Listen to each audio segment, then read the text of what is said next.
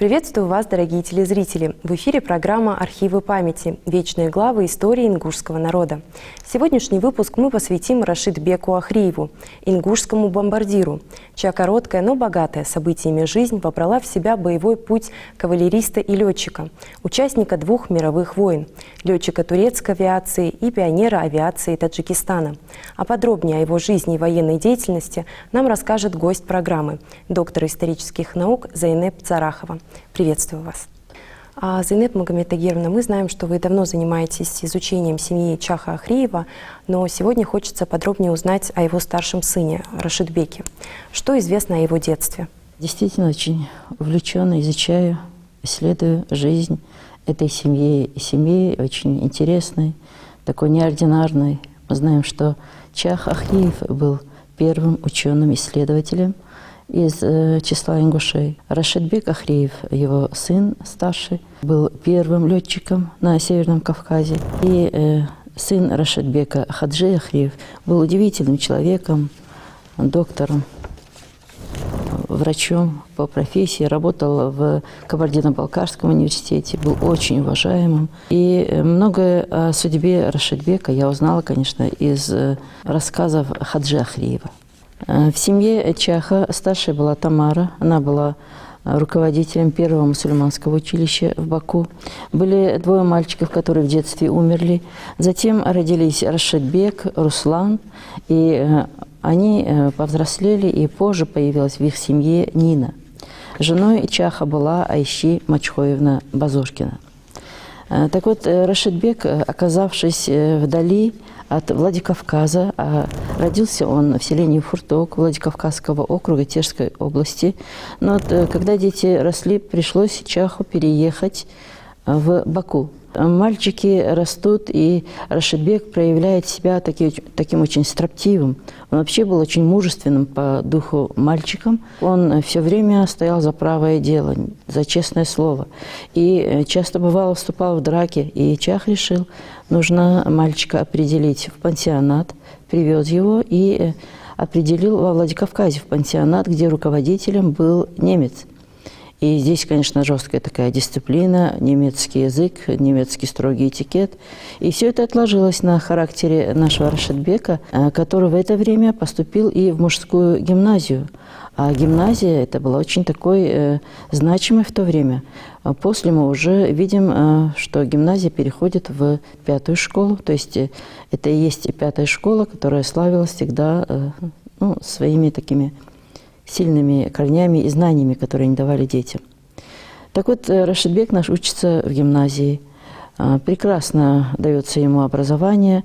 Но вот к тому времени уже к 14-15 годам он знает язык азербайджанский. Это за то время, пока он находился в Азербайджане. То время, пока он провел в пансионате, хватило ему, чтобы он уже овладел немецким, и он углубленно начал изучать эти языки. И, окончив школу, когда перед ним стал выбор, он все-таки определился по военной линии. А ему было с кого брать пример.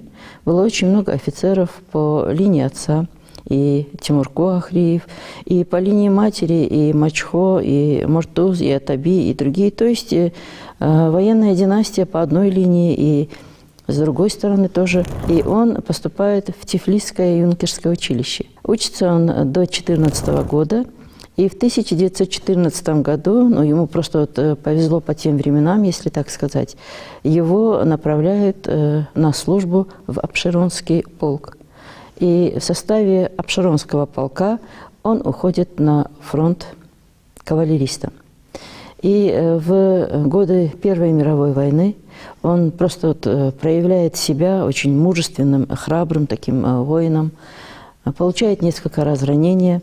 И последнее ранение он получил, будучи кавалеристом, в 1914 году. И с сентября он несколько месяцев находился в госпитале. В госпитале близ Санкт-Петербурга.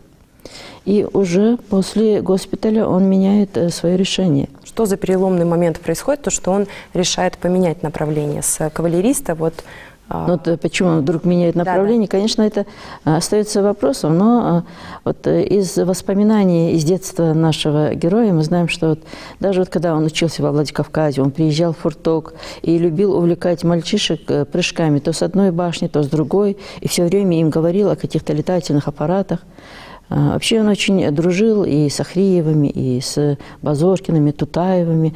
А Тутаевых мы знаем девочек, которые потом выросли, стали участницами Великой Отечественной войны. Это был круг его общения, и здесь он временами говорил о полетах. Ну и, оказавшись в госпитале, он выбрал для себя путь летчика, путь пилота, как тогда сказали бы, и при этом понимал, что поступить в Гатчинскую летную авиационную школу было не так просто выходцу с юга России. Это в основном с европейской части поступали, и нужно было иметь и происхождение, и статус, и все, чтобы быть принятым даже на рассмотрение, можно ли ему поступать и учиться на пилота.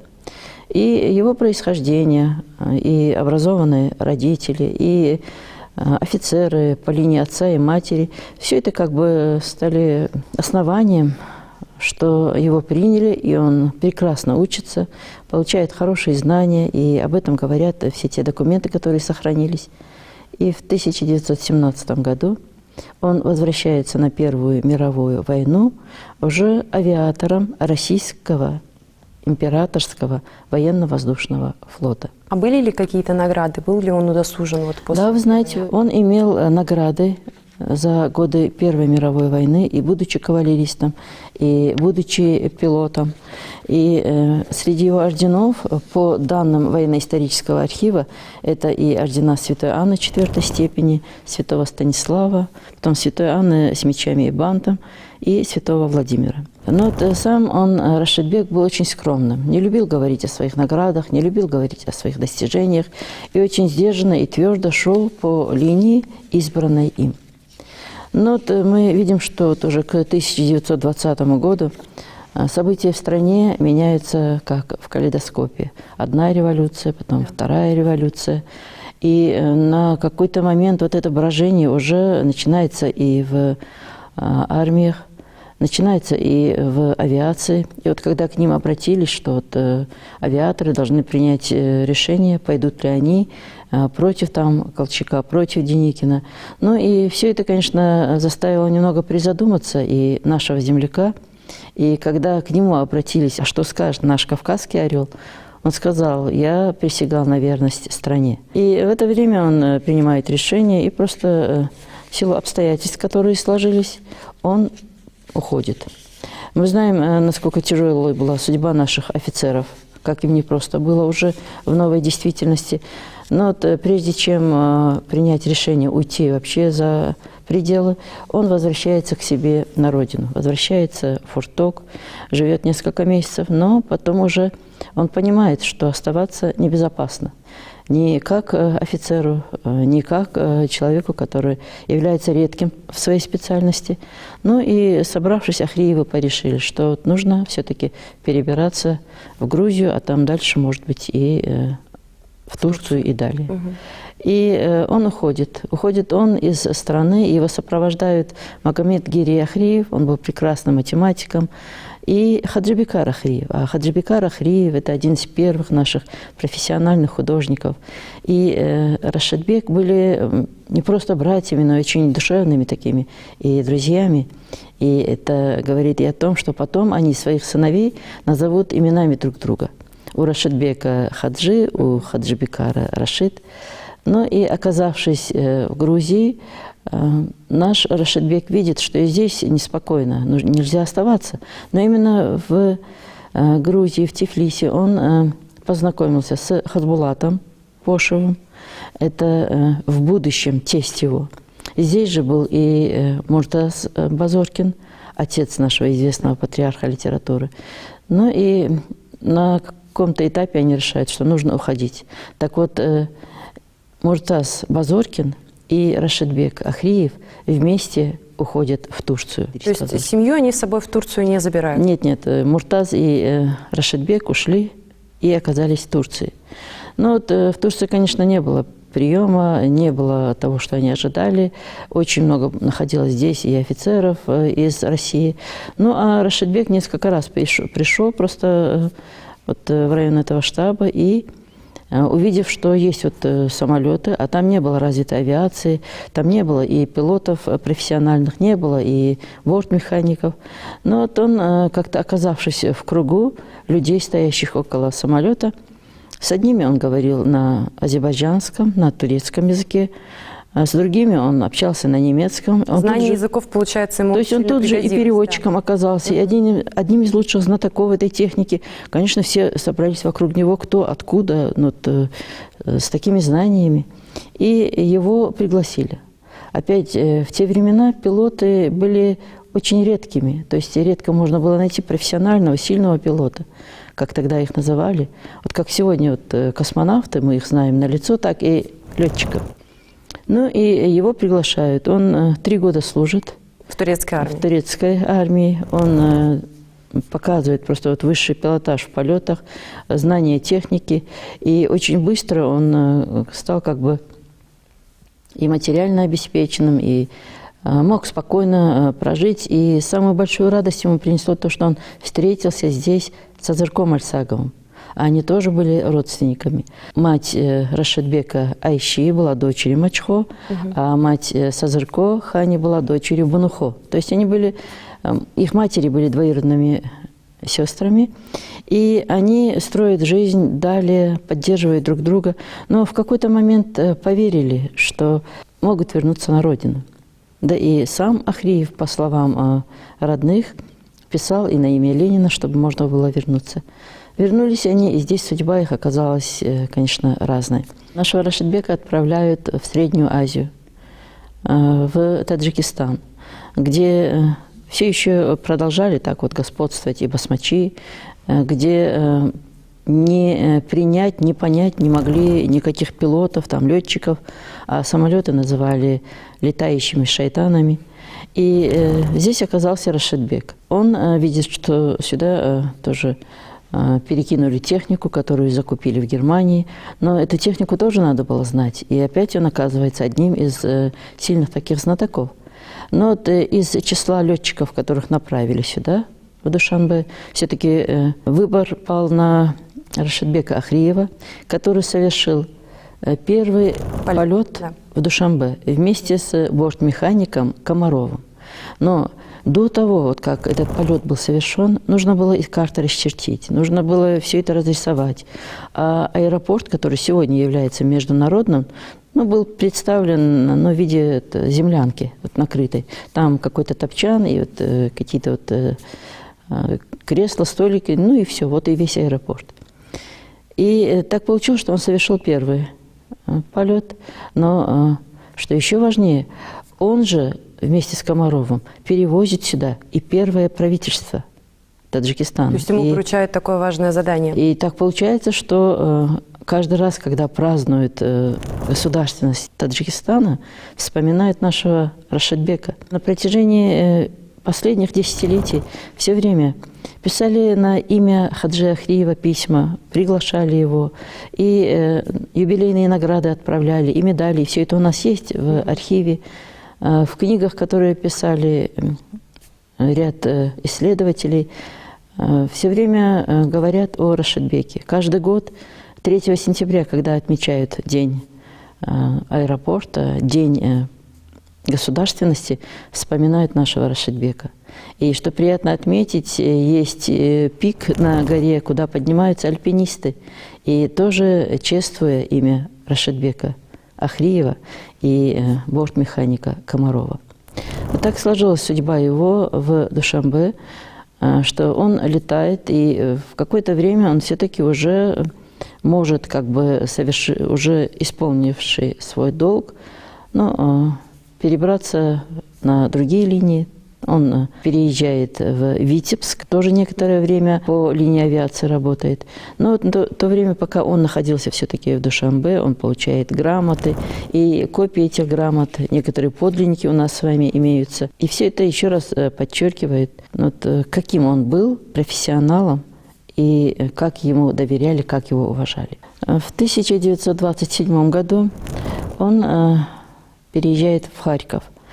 Нужно сказать, что вот на определенном этапе он решил сменить военную авиацию на гражданскую, а здесь при всем при том, что это одна авиация, но она далеко не одна, есть своя специфика, есть тонкости, он переучивается и уже служит в гражданской авиации. Находясь в Харькове, тем не менее, он в командировках оказывается в разных городах, и юга России, и центральной. Достаточно сказать о том, что вот когда он уже женился, женой его стала Пошева Диба, дочь офицера российской армии Хасбулата Пошева. Они жили некоторое время и в Пятигорске, и в Минеральных водах, и на Кавказе. В семье у Рашидбека и у Дибы было 2 детей, Хаджи и Фатима. И вот как вспоминал Хаджи и рассказывала Диба, в их доме собирались летчики, собирались очень интересные люди. В 1938 году он уже становится диспетчером. И тем не менее авиация остается с ним. Он продолжает обучать и молодых пилотов, а уже к 1940 году он готовит уже пилотов военной авиации. То есть уже была такая очень отягощающая такая обстановка, общественно-политическая. Было ощущение того, что нужно готовить летчиков. И он находился на берегу Азовского моря, где обучал пилотов. Но вот ближе к 1941 году их отзывают, и гражданская, военная авиация, все переходят на военную авиацию. И летчики гражданской авиации все переходят в военную авиацию. Он в числе первых уходит на Великую Отечественную войну. Тут даже не говоря о том, что он уходит, он уже находится в боевой готовности.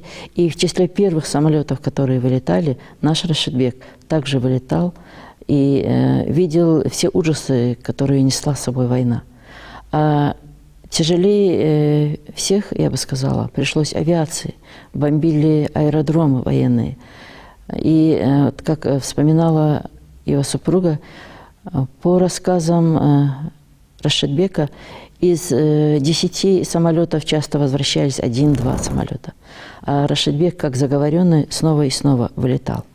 Так вот, сегодня мне один из жителей Москвы со слов сослуживца Рашидбека говорил о том, что вот буквально в первые дни 9 самолетов было сбито им, а летчиком он был просто виртуозом.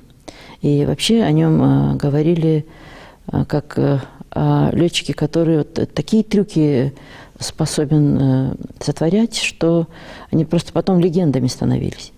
Ну и проходят первые дни, потом он оказывается в авиации и участвует в битве за Москву, то есть в своих боевых вылетах. И его в числе таких очень доверенных и очень совершенных летчиков определяют в особую группу направления по линии Ленинградского фронта. В декабре 1941 года его зачисляют вторым пилотом авиагруппы особого назначения. Но, к сожалению, 20 января 1942 года Рашидбек Ахриев совершает свой последний полет. К тому времени, когда он находился на фронте, семья его находилась на Кавказе.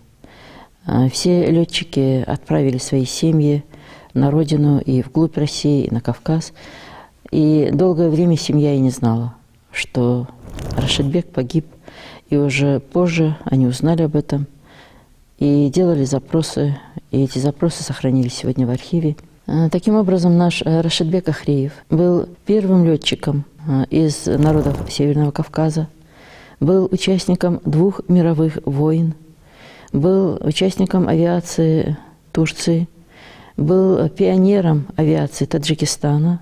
И сегодня, когда празднуют, а в прошлом году выезжали наши соотечественники на празднование столетия, каждый раз в юбилейные праздники вспоминают снова и снова о нашем Рашидбеке. И имя его останется в аналах истории. И по образу нашего Рашидбека можно воспитывать целые поколения. Он прожил всего 49 лет, но в этой короткой жизни он уложил огромные этапы героической жизни. Безусловно, как вы и сказали, Рашидбек внес огромный вклад в историю военного дела и российской авиации. Зайнаб Магомед-Тагировна, мы благодарим вас, что вы пришли сегодня и рассказали нам так подробно о жизни и вкладе Рашидбека в историю нашей и не только нашей страны. Дорогие телезрители, к сожалению, наше эфирное время подошло к концу. Благодарим, что были с нами. Это были архивы памяти, вечные главы истории ингушского народа. До новых встреч!